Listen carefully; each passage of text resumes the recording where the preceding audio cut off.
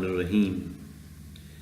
آج ایک اور بڑی اہم بات ہے جو میں آپ لوگوں کے ساتھ شیئر کرنا چاہوں گا، کیونکہ کلینک پر بیٹھے لوگوں کا علاج کرتے ہوئے اکثر کچھ اس قسم کے مریض بھی آتے ہیں جو آپ میں کانفیڈنس تو رکھتے ہیں اور اپنی ہر بات آپ سے شیئر کرتے ہیں۔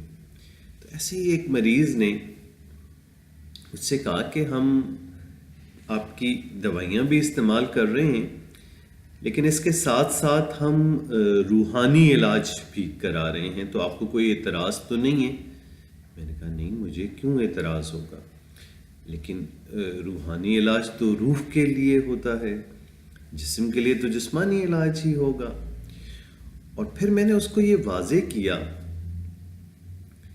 کہ ایون جو دوائی میں آپ کو دے رہا ہوں اپنی سمجھ، عقل اور ان تمام تجربات کی روشنی میں جو دنیا میں مختلف لوگوں نے آپ کے قسم کے مرض میں دوا استعمال کر کے کیے ہیں، یہ اس بنیاد پہ ہے۔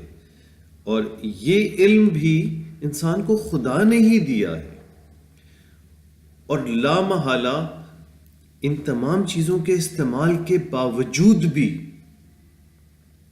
ہمیں شفا کے لیے وہ خدا کے آگے ہی گڑ گڑانا پڑتا ہے۔ ہم خود دیکھتے ہیں وہی سیم دوا، وہی سیم اسٹریٹجی کبھی کبھار بڑے سے بڑے مرض کے ساتھ آنے والے مریض کو چند ہی لمحوں میں بالکل ٹھیک کر دیتی ہے، اور سیم وہی طریقہ کار بڑے ہلکے نوعیت کے مرض میں بھی کبھی کبھار مرض کو افاقہ نہیں دے پاتی، اور مرض مزید پیچیدہ ہوتا چلا جاتا ہے۔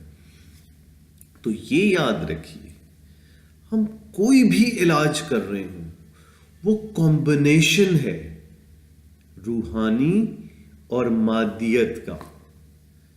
خود ہمارا جسم، ہماری سوچ، ہمارا ہر عمل یہ کمبینیشن ہے روحانیت اور مادیت کا۔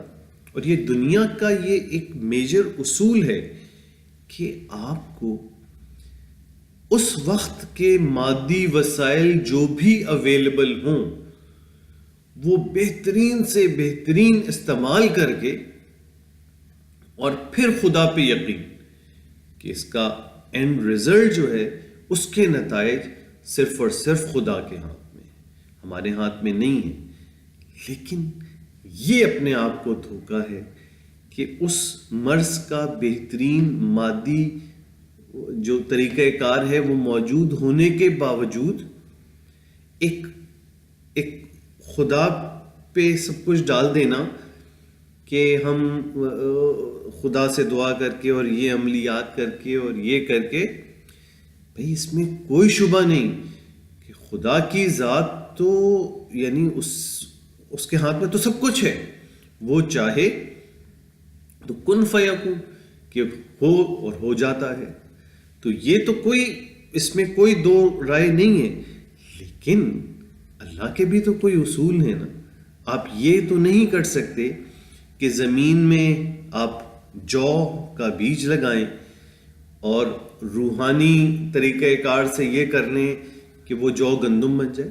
ہاں، کبھی کبھار خدا اپنے پیغمبروں کو یا بہت زیادہ اپنے قریب لوگوں کو یہ صلاحیت دیتا ہے کہ ان کی باتیں مافوق الفطرت طور پہ بھی نظر آ جاتی ہیں ہوتے ہوئے، لیکن یہ روٹین نہیں ہے، یہ خدا کی ایک اس میں عادت، نیچر کی عادت میں یہ چیز شامل نہیں ہے۔ عادت تو یہی ہے کہ مادی وسائل اپنے بہترین اپنا کر، اب یہ آپ کی سوچ اور سمجھ ہے کہ آپ کیا مادی وسیلہ اپنا رہے ہیں۔ کیا آپ کراچی سے حیدرآباد جانے کے لیے گدھا گاڑی لے کر اور پھر دعا کریں اللہ سے کہ میں 10 منٹ میں حیدرآباد پہنچ جاؤں؟ ممکن نہیں ہے۔ مادی وسیلہ تو آپ جو کچھ آپ کو نظر آتا ہے وہاں آپ مادی وسائل وہی اپناتے ہیں جو اپ ڈیٹڈ اور سب سے بہترین ہے۔ وہاں آپ کبھی یہ نہیں کہتے کہ میں پانی کے جہاز پہ حج کرنے جاؤں گا، کیونکہ اس سے پہلے تو لوگ سمندر میں ہی سفر کرتے تھے، ہوا میں تو جاتے نہیں تھے، اور پھر دعا کروں کہ میں ہوا جہاز سے پہلے پہنچ جاؤں۔ یہ ممکن نہیں ہے۔ تو انسان کو اپنے شعور کو اپنانا چاہیے اس زندگی میں اپنے فیصلے کرتے وقت.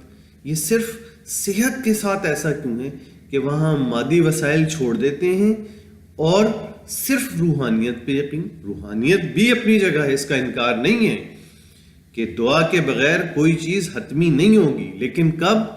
جب آپ پورے صحیح مادی وسائل اپنا کر کام کریں گے. امید ہے یہ بات کسی حد تک شعور میں اجاگر ہوئی ہوگی. جزاک اللہ, جزاک اللہ.